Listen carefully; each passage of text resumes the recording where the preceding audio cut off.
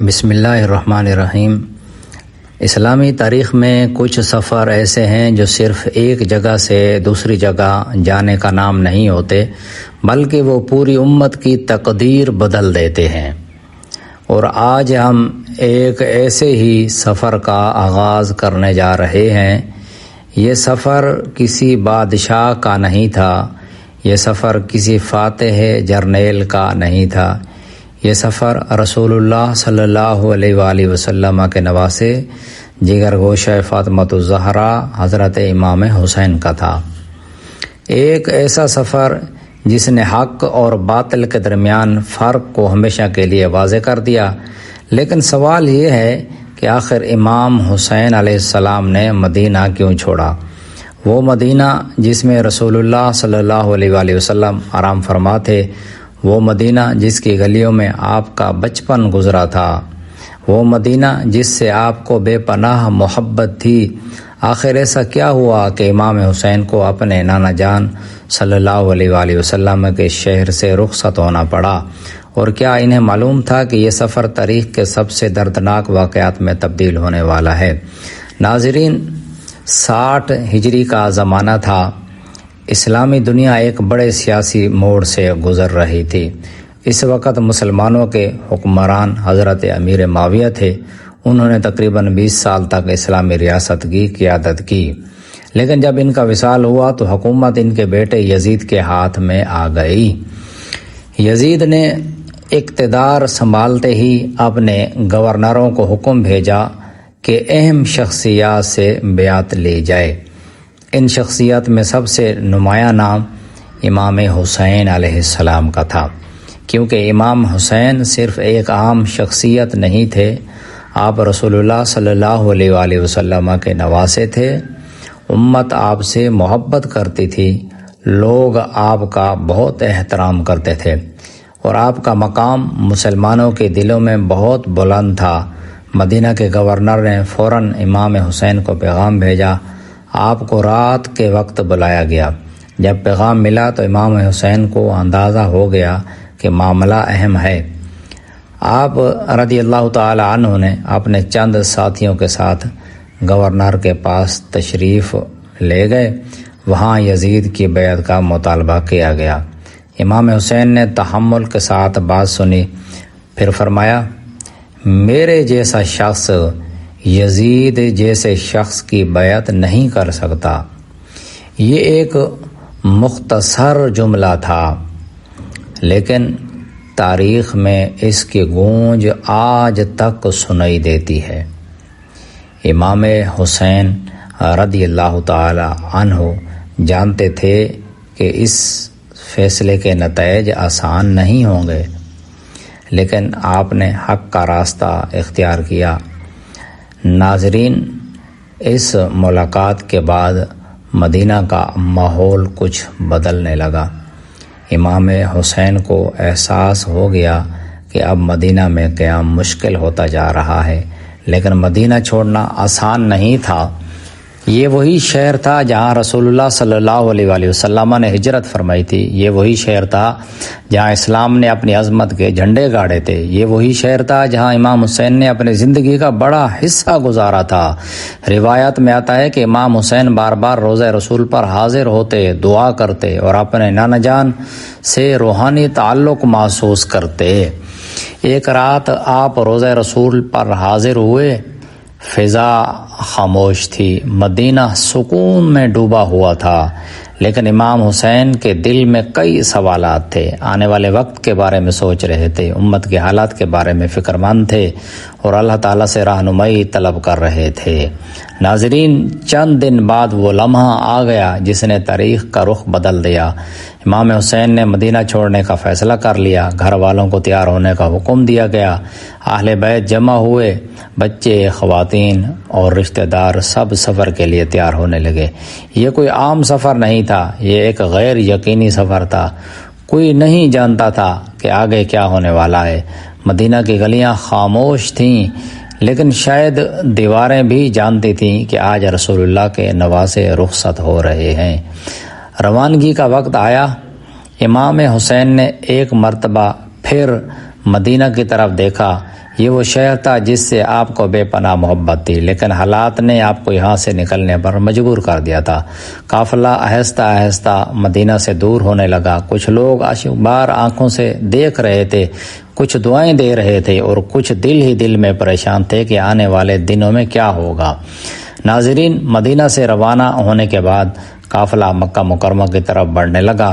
راستہ طویل تھا، گرمی شدید تھی، لیکن قافلے کے قدم رک نہیں رہے تھے۔ امام حسین کا مقصد صرف اپنی جان بچانا نہیں تھا، بلکہ امت کے سامنے حق کا موقف واضح کرنا تھا۔ کئی دن کے سفر کے بعد قافلہ مکہ مکرمہ پہنچ گیا۔ مکہ اللہ کا گھر، مسلمانوں کا قبلہ اور دنیا بھر کے اہل ایمان کا مرکز۔ یہاں پہنچ کر امام حسین نے سکون کا سانس لیا۔ لوگوں کو جب معلوم ہوا کہ امام حسین مکہ تشریف لائے ہیں تو وہ آپ سے ملاقات کے لیے آنے لگے۔ بہت سے لوگ آپ کی گفتگو سنتے، مشورے لیتے اور حالات پر تبادلہ خیال کرتے۔ اسی دوران ایک عجیب سلسلہ شروع ہوا۔ عراق کے شہر کوفہ سے خطوط آنے لگے۔ پہلے چند خطوط آئے، پھر درجنوں، پھر سینکڑوں اور پھر ہزاروں۔ ہر خط میں تقریباً ایک ہی بات لکھی ہوتی: اے حسین، ہمارے پاس آئیے، ہم آپ کا ساتھ دیں گے، ہم حق کے لیے آپ کے ساتھ کھڑے ہیں، ہمیں آپ کی قیادت کی ضرورت ہے۔ امام حسین یہ خطوط پڑھتے، سوچتے، غور کرتے، کیونکہ فیصلہ بہت اہم تھا۔ ایک طرف مکہ کی نسبتاً محفوظ فضا تھی، دوسری طرف کوفہ کے ہزاروں لوگوں کی دعوت۔ لیکن کیا واقعی کوفہ والے اپنے وعدوں پر قائم رہیں گے؟ کیا وہ امام حسین کا ساتھ دیں گے یا پھر حالات کوئی اور رخ اختیار کر لیں گے؟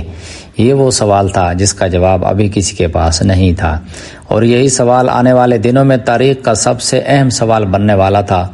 امام حسین نے جلد بازی سے کام نہیں لیا، بلکہ صورتحال جاننے کے لیے ایک اہم فیصلہ کیا، ایسا فیصلہ جو سفر کربلا کے اگلے مرحلے کی بنیاد بننے والا تھا۔ لیکن وہ فیصلہ کیا تھا؟ امام حسین نے کس شخصیت کو کوفہ روانہ کیا اور وہاں پہنچ کر کیا ہوا؟ مکہ میں قیام کے دوران ایک ایسا سلسلہ شروع ہوا جو آگے چل کر واقعہ کربلا کی بنیاد بننے والا تھا۔ کوفہ سے خطوط آ رہے تھے، 1 2 نہیں، 10 20 نہیں، بلکہ سینکڑوں اور پھر ہزاروں خطوط۔ ہر خط میں ایک ہی پیغام تھا: اے نواسہ رسول، ہمارے پاس آئیے، ہم آپ کے ساتھ ہیں، ہم حق کے لیے آپ کی قیادت چاہتے ہیں۔ ابتدا میں امام حسین نے جلدی فیصلہ نہیں کیا، کیونکہ آپ جانتے تھے کہ صرف خطوط کی بنیاد پر اتنا بڑا قدم نہیں اٹھایا جا سکتا۔ لہٰذا آپ نے اپنے قابل اعتماد چچا زاد بھائی مسلم بن عقیل کو کوفہ بھیجنے کا فیصلہ فرمایا۔ مسلم بن عقیل صرف ایک سفیر نہیں تھے، وہ امام حسین کے قریبی ساتھی اور خاندان کے معزز فرد تھے۔ انہیں ذمہ داری دی گئی کہ کوفہ جا کر حالات کا جائزہ لیں اور حقیقت معلوم کریں۔ جب مسلم بن عقیل کوفہ پہنچے تو ابتدائی منظر انتہائی حوصلہ افزا تھا۔ لوگ جوک در جوک آنے لگے، بیعت کرنے لگے، حمایت کا اعلان کرنے لگے۔ تاریخ میں ذکر ملتا ہے کہ ہزاروں افراد نے ان کے ہاتھ پر بیعت کی۔ مسلم بن عقیل نے صورتحال کو امید افزا سمجھا۔ انہوں نے امام حسین کو پیغام بھیجا: حالات سازگار ہیں، آپ تشریف لے آئیں۔ یہ پیغام امام حسین کے لیے بہت اہم تھا، لیکن کوفہ کے حالات جلد بدلنے والے تھے۔ یزید نے جب یہ خبریں سنی تو اس نے کوفہ کے گورنر کو تبدیل کر دیا۔ نیا گورنر عبید اللہ بن زیاد مقرر کیا گیا۔ وہ سخت مزاج اور سیاسی طور پر چالاک شخص تھا۔ کوفہ پہنچتے ہی اس نے لوگوں پر دباؤ ڈالنا شروع کر دیا۔